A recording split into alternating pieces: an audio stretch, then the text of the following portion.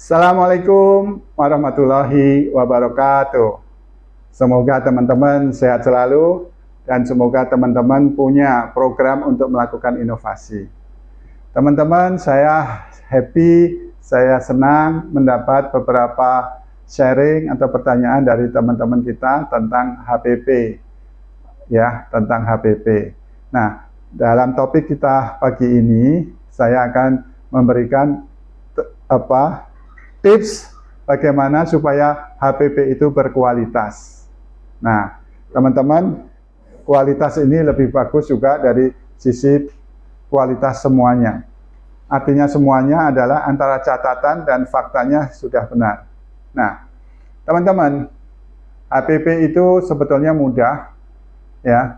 Tinggal berapa inventory kita atau stok produk kita yang ada secara aktual. Biasanya disebutkan ada saldo awal kan ya, kemudian ada pembelian, ada pemakaian, kemudian saldo akhir. Nah, saldo akhir itu katakanlah kita ada saldo akhir itu 200 juta, katakanlah inventory 200 juta. Atau kalau di perusahaan besar 2 miliar katakanlah ya. Kita ambil yang 2 miliar ya.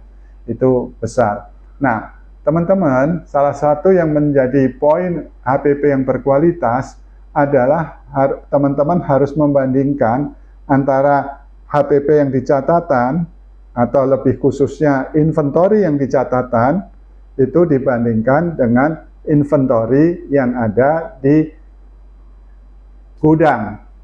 Gudangnya misalnya ada 3, gudang 1, 2, 3. Oh, berarti di total inventorinya berapa tadi di catatan? 2 miliar, berarti di gudang harus ada 2 miliar.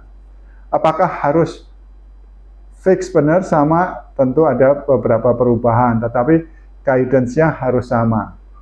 Kalau ada perubahan misalnya inventory-nya 2 miliar, kemudian di actualnya 1 miliar 950, berarti selisih 50 juta.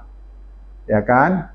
Nah, atau 2,5%. Kita lihat tuh 50 juta, apakah ada catatan? Oh, ternyata sedang dipakai, misalnya dipakai daging-daging dan sebagainya untuk pemasakan, belum dicatat. Nah, ini yang disebutkan timing difference, no problem. Tetapi, kalau ini yang berbahaya teman-teman, ketika inventory kita dicatat 2 miliar, namun kenyataannya setelah dihitung-hitung, katakanlah ini di perhotelan ya teman-teman ya, di perhotelan gitu, di kitchennya, ternyata angkanya hanya 900 juta. Berarti selisihnya ada 1,1 miliar. Nah, ini yang berbahaya. Apa akibat dari selisih ini? Berarti HPP Anda harus ditambahkan sekitar angka 1,1 miliar. Tuh, berapa itu? Kan berat sekali kan ya. Nah, berarti keuntungan Anda juga berkurang 1,1 miliar. Inilah pentingnya menjaga kualitas HPP kita. Bagus HPP-nya 30% atau 35%. Tapi kalau inventorinya tidak match, beda 1,1 miliar, nah itu HPP-nya actualnya bisa menjadi 42 atau 43%. Masya Allah itu, ya kan?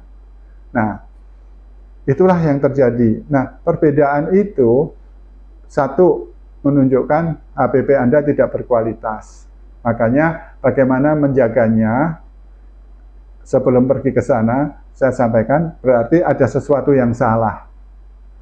Ya moga-moga salahnya karena memang ketidaktahuan, tetapi inventory itu rata-rata adalah berbahaya karena ada fraud. Maka caranya adalah salah satu, lakukanlah kolaborasi antara bagian produksi dalam hal ini kitchen dengan accountant Anda. Kalau di perusahaan besar sudah ada cost control, ya. Lakukanlah stok fisik seminggu sekali dan dilaporkan kepada Anda sebagai CFO atau sebagai ownernya, ya kan? Nah, kenapa saya menyarankan seminggu sekali? Karena kalau seminggu sekali adalah risiko selisih itu kalaupun ada lebih mudah ditelusuri. Misalnya angkanya 2 miliar, kenapa tinggal 1,8 miliar? Ternyata 200 juta sudah disiapkan untuk proses pemasakan, yang ini belum dicatat pengambilannya. Jadi di gudang betul ada 1.800.000 saja, tetapi di kitchen ada 200 juta. Jadi klub 2 miliar begitu. Nah, kira-kira begitu teman-teman. Jadi ini penting diketahui bahwa proses penyamaan atau cross-checking antara inventory di catatan dengan inventory di fisik harus dilakukan seminggu sekali. Pertanyaannya, apakah teman-teman sudah membiasakan atau sudah melakukan proses ini? Kalau belum, jangan maju-maju dulu, sempurnakan dulu ini. Karena ini adalah bagian dari proses yang sangat kritikal.